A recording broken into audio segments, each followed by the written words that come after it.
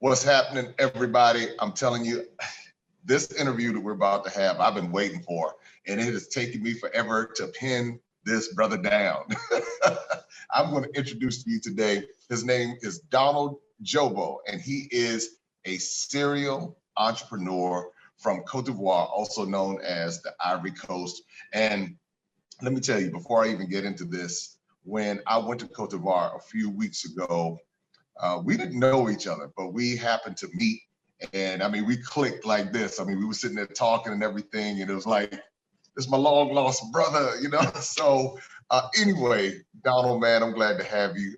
Glad that I was able to get you, for a few moments here, because you're doing this thing as far as being a serial entrepreneur. I understand that you're on the move. And with all of that, I just want to thank you in advance for your time. How are you doing? Very well, Jay. I'm very pleased to be with you. Thank you very much for this time. Like you said, times are very constrained, but I am very, very delighted to be part of this.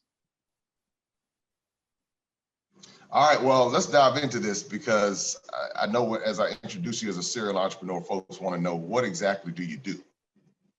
Yeah, a big question. Anyway, I'm Donald Djobo, serial entrepreneur here in Côte d'Ivoire, called Ivory Coast. We're Francophone country. But I deal in the aviation industry. So I do aircraft maintenance, and we also do all the maintenance at airport spaces. We've got all the accord, all the licenses here in Côte d'Ivoire. We have 5 airports here in Côte d'Ivoire, and all the 5 zones are being handled by a company I have called Isagi Aviation. So I have the honor to lead this company, and it's been on since 2016, 4 years now. And on the other side, I'm passion driven by what I do. I'm also in the hospitality industry, so in the tourism market. I do own a platform called mygo.pro, a platform that provides over 470,000 hotels on direct and indirect contracts around the world for travel agencies in Africa, in sub-Saharan Africa. So we have over 250 travel agencies that are working with us directly. And yeah, that also takes some of my time. Wow. Yeah. Wow. So I also, part of what I do for a living is also being a motivational coach. So I'm a president of the Association of Young Entrepreneurs Under 35. And I'm soon going to leave that position. And of course, you should know, because I'm getting to 35 years old and over. So as the time comes on, I had to breed a couple of young entrepreneurs into becoming very responsible and also taking that position. I'm very proud to be part of that association, and also very proud of what we're doing right now. When we started this association, it was more like bringing up everybody on board. Now we have some young entrepreneurs that are having minimum of $1 million business capital or turnover that are in there, and at the end of the day, they motivate others to also become better. So it's becoming pretty much interesting. We started this adventure in 2017, and now 2021 we're also moving forward. And a couple of other things I also do, including estate business. We also connected in financial restructuring of big public-private partnership projects in the country, in some harbors, in the harbor here in the country, as well as the roads, and all big major projects that actually need big hyper financing. So we set up ourselves as intermediaries, and we've been doing pretty well too on that ground. Yeah, so that's a little bit of me. It's very introductory, it's very short, but I can tell you I have a lot that I do that keeps my days, but I'm overall very happy to be part of this. But you know what? I'm so glad that you spoke, and I'm so glad you broke that down, because there's a running joke. I'm a part of a business entrepreneur group, and they always ask, well, Jay, what do you do? And I said, that's a loaded question. I said, because if you ask me what I do, this is going to lead down this path. And so as I heard you speaking, I was so refreshed, to know that I'm not the only one. That's pleasing to hear that. And so you're a Renaissance man. I mean, there's so many layers to what you do, and I can tell that you do it well. One question I do want to ask you is, as it pertains to Côte d'Ivoire, Ivory Coast.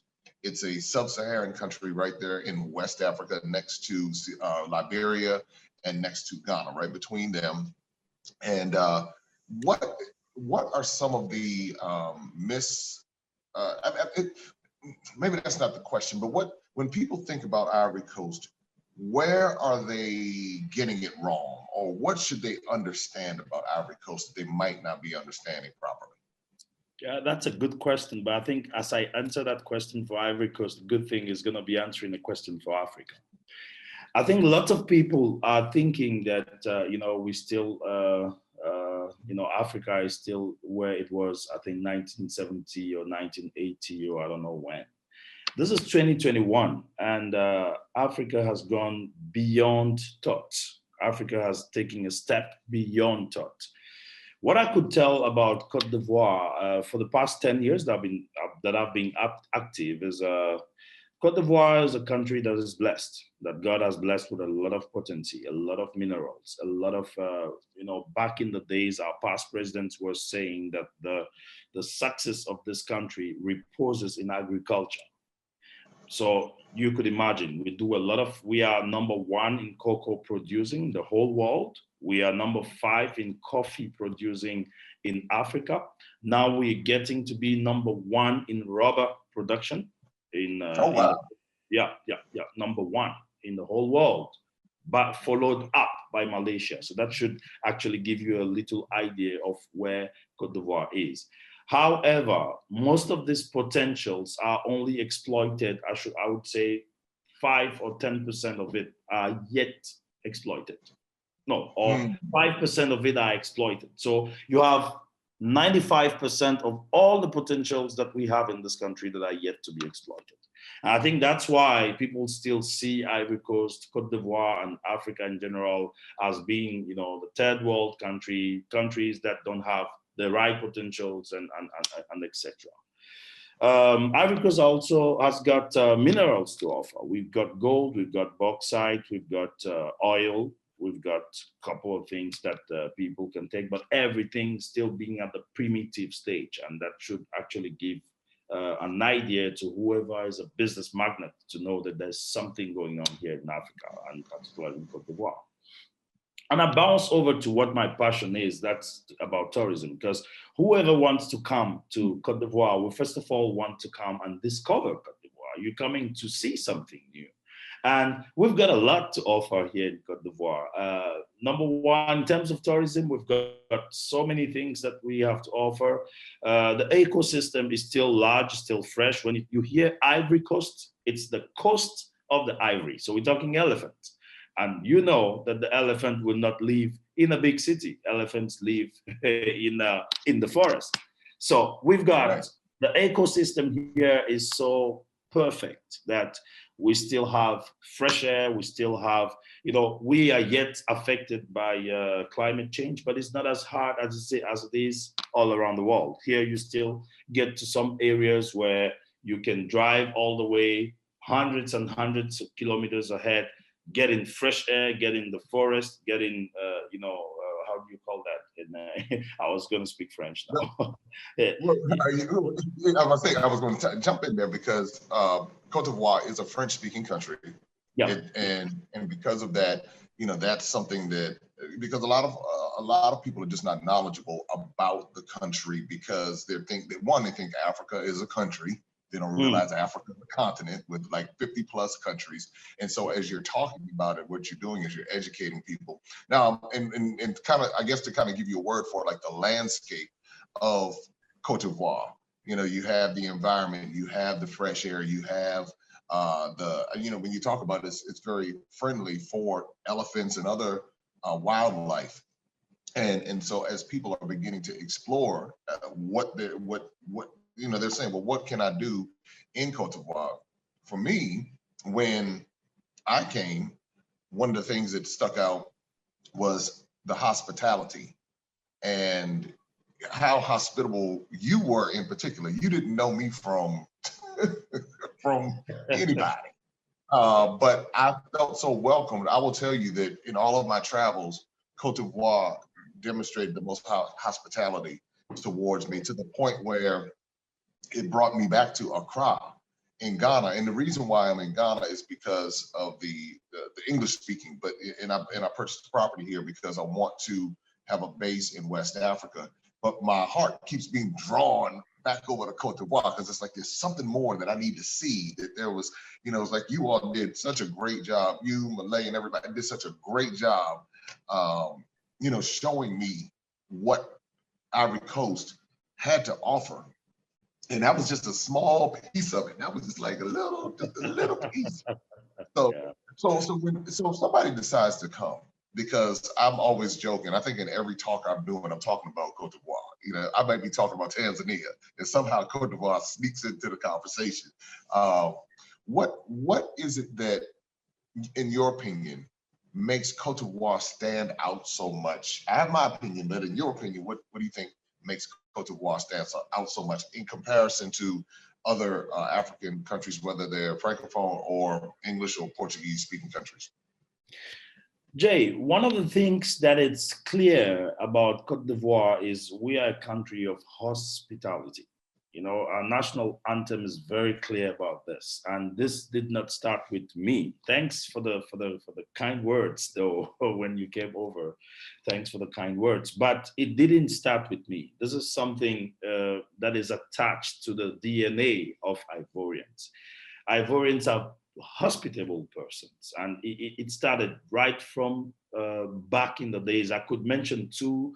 History could actually bring us back to two incidents that happened back in the days that made Côte d'Ivoire or Ivory Coast become like the little United States of Africa. Right here in Côte d'Ivoire, almost 45% of the Ivorians originate from a particular African country. Yeah, so that is something history brings us back to, but not a lot of people actually know this. But almost half of the Ivorians actually originate from other countries. Really? When the first president of the country, Houphouët-Boigny, came into power, they left, back in the days when France was still the Ivorian colony and stuff. He was prime minister back there in France. So in France, he was meeting with some other colonial, colonial delegates. From Senegal, from Mali, from Burkina Faso, even from Gabon and from Congo. And when he came back in the quest to do better in his own country, he brought those brains and told them, I wish you guys to come over here so we can make something out of this country.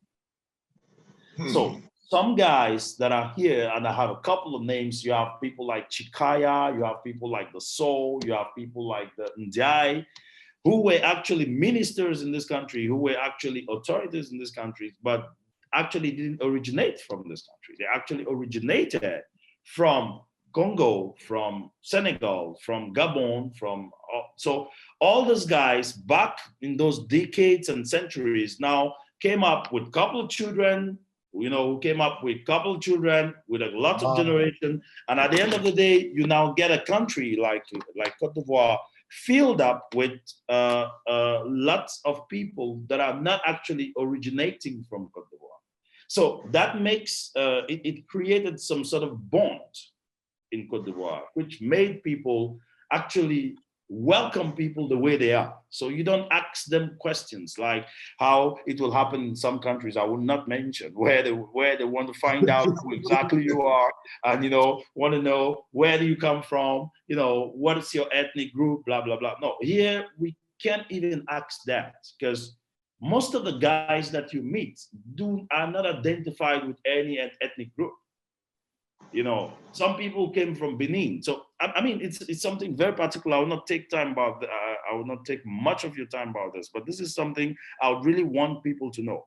And for that reason, When people say, for instance, that they have a branch of them in Côte d'Ivoire, you hear Congolese guys say, oh, my forefathers or my fourth generation before actually headed from Côte d'Ivoire or came from Côte d'Ivoire. Or I heard that my great-great-grandfather actually came down to Côte d'Ivoire, lived over there, had maybe 30 years or 40 years or 50 years before going back there. So you always have that connection. You always have that connection of having someone who's connected with, it's that's fascinating.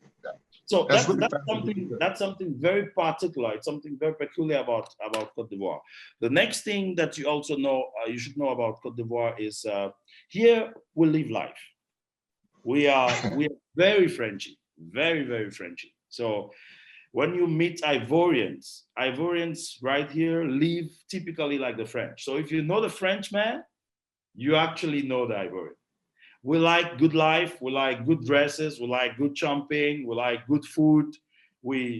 That's actually how we live. So if you come to Côte d'Ivoire and no matter where you find yourself in the stage of life, whether you are, the economic kind of guy, the premium kind of guy, the business type of guy, the platinum kind of guy, when you come to Côte d'Ivoire, you still meet the mates. You still get yourself hooked with your mates because you got people of all those classes here that are still living that kind of life that you meet elsewhere. And I think that's also one particularity because most of the other African nations actually come here to enjoy that.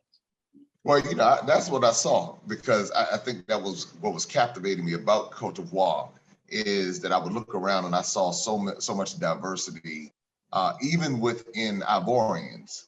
And I was like, wow, this is very interesting. My term is like, that's interesting, because I'm blown away because, obviously coming from the US and, we've been taught that everybody in Africa is third world country. Notice I said everybody in Africa, third world country. So first of all, we've been taught that Africa is a country. We haven't been taught about the diversity. We have not been taught about the different ethnic groups because there's so many of them. We don't understand about the different intercontinental migrations that have occurred as what you just shared with us. And so when we come over, we're already, most of us have a level of fear.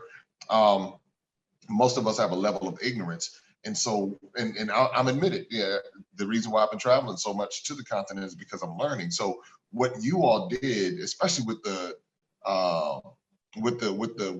French, even though I'm not a fan of how the French treat the African countries or have treated the African countries, I can appreciate the French influence on what the positive aspect of what they brought. And I said, now I've never been to France. I said, but okay, if the French get down like this, then I was like, okay, this is different. It was enjoyable. And even when we went to the restaurant and we were talking to Reem, and although she's not French, but she was very hospitable and just very welcoming. So I think those are the things, as we talk about it and when we, because I'm looking to bring people to Côte d'Ivoire. And as you so eloquently articulated, I think this is something that I believe people should see to just expand their thought process and their mind. Mm-hmm. So with that, tell me a little bit about your travels in the U.S. because you're not just Ivorian. You've been to the U.S. a little bit. You remember you're that serial entrepreneur. You're that guy. So tell me a little bit about what you've enjoyed about the U.S. and I guess in those travels. Jay, give me 1 minute. Sure. Yeah. Take your time. Few signatures to make so that I can have your. That's that serial entrepreneur.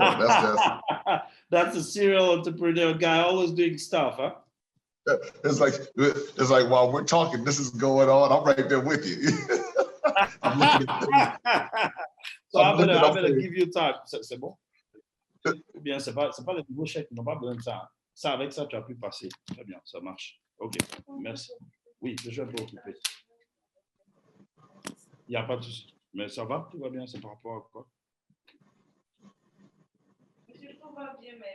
Bon, écris-moi après. Comme je suis un peu occupé. Allez, merci. Yeah, so sorry. No. You know, Allez. no.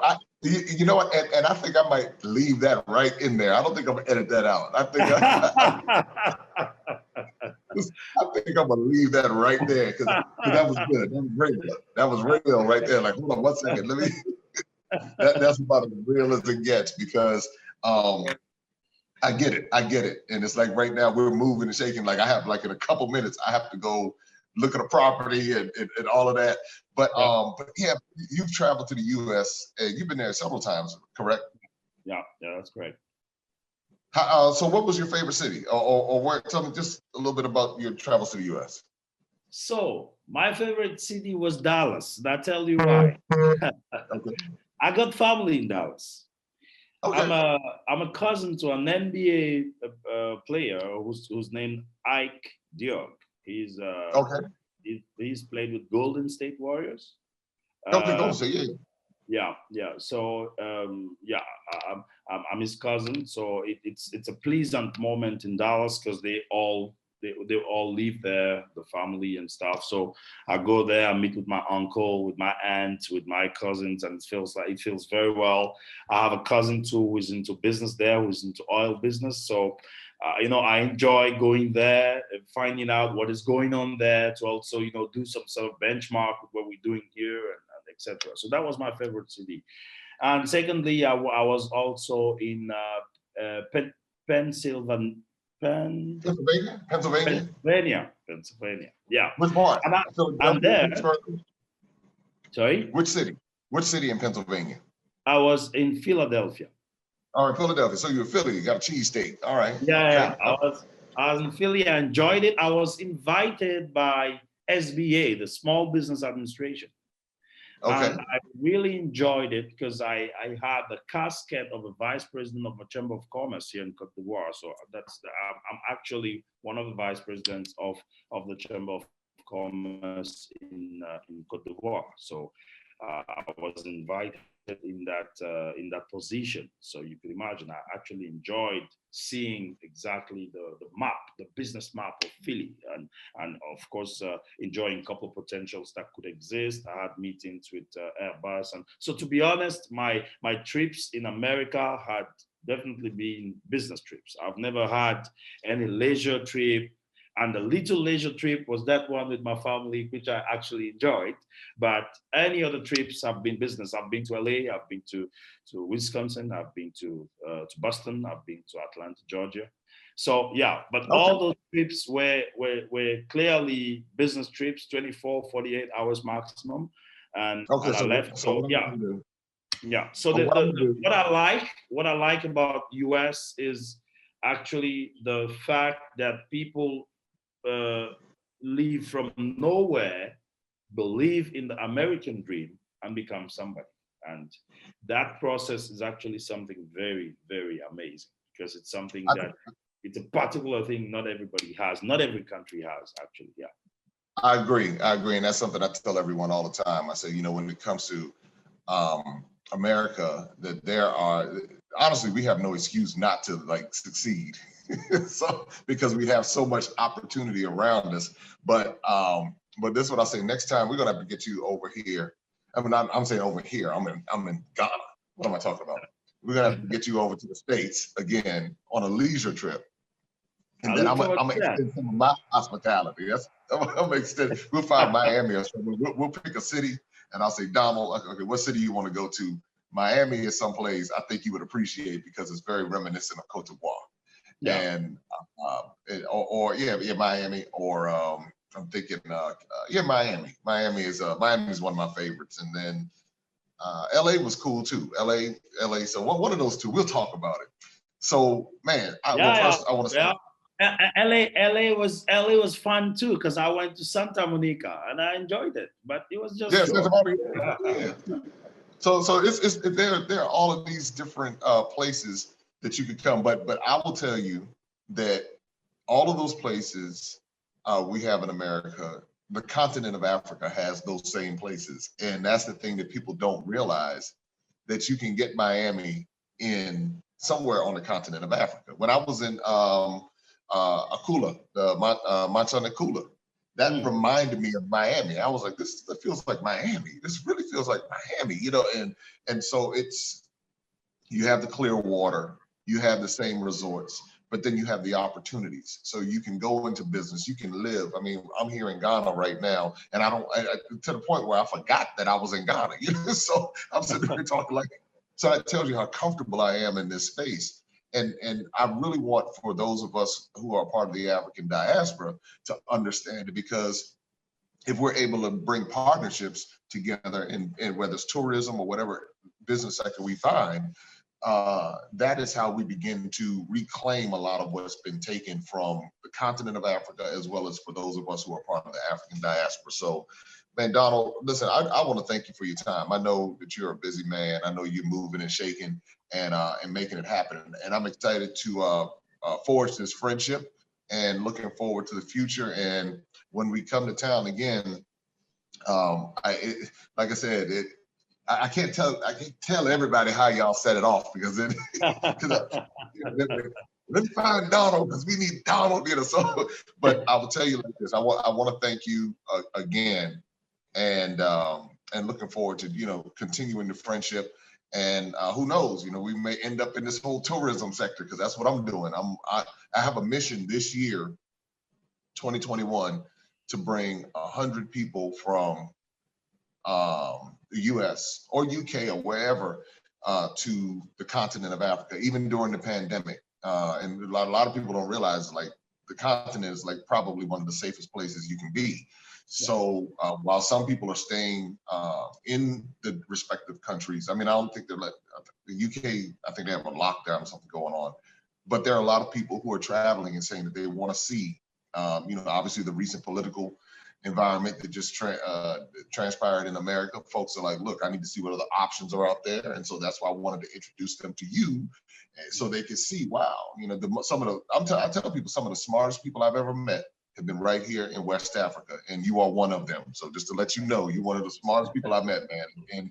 And again, looking forward to continuing to build the relationship and the friendship, and man, just introducing you to more and more people, because they need to see us brothers out here. Now I got to go to my U.S. vernacular. Got to see some brothers out here holding it down. And That's it. No, but same here, man. Just to conclude, I would also want to appreciate you for what you're doing. You know, like you said, I didn't know you earlier.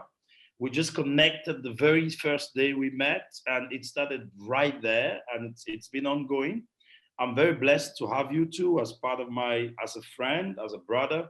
And I'm also counting on this friendship to move our space, to move our world together, because nobody else gonna do it else than us. So we need to do our best. We need to do the most essential things that we can do to move forward, to move Africa forward. Nobody is going to do that else than us. So if you, I'm also very appreciative of what you're doing. I see what you do on social networks. I see the people you connect with. I watch your videos. I really like what you're doing. Maybe we don't have the same way of doing things, so you do it differently. But the only thing you ought to know is that all efforts that we are making are going towards making Africa better, towards making Côte d'Ivoire better, towards changing the perception of Africa vis-a-vis the other people out there. And I am very much ready. I am engaged also in it. You talked about tourism. That's my passion. So I actually do this as a passion. In fact, I've got news for you, but at the end of this month, I think I'm going to send you a video teaser, because we are launching our the first Francophone African tourism agency online. So it's going to be 100% digital. Oh, wow. Oh, yeah, send that to me. Yeah. So that's the newest baby in town. It's gonna be, it will be called Africa Move. Now we're gonna move it to, because we now know that the world is migrating to the social networks online and stuff. So we want to move it there. We want to take the different offers that we have, touristic offers, and move them online, so people could just pick whatever they want, swipe their cards, pay with their mobile money or whatever, and have exactly the same service with a chauffeur, with with great circuits that are already placed. So we're working on that, and this we're doing out of passion. We know we're going to make money out of this, that is sure, but we're doing this out of passion. We're doing this because we want to promote the destination. It's important for us to promote our destination, to promote Ivory Coast as a country, to promote the culture, to promote our agriculture, to promote our lifestyle, okay, which is also very peculiar, and most of all, promote our history. So we are together. Wow. Well, everybody, you've been talking to my main man. See, I'm going back to my U.S. vibe. My main man, Donald Djobo. He's a serial entrepreneur out of Côte d'Ivoire, also known as Ivory Coast, if you say it in English. And I'm telling you, everybody, don't miss out on your opportunity to visit Côte d'Ivoire in 2021. As you will see, it is a very unique, very diverse culture. And if you're trying to expand your mind, make sure that you join us at some point in time in 2021 in Côte d'Ivoire as well. So Donald, thank you again, man. Looking forward to seeing you. Take care and continued success to you. Thanks, my brother. Thanks. I do appreciate it.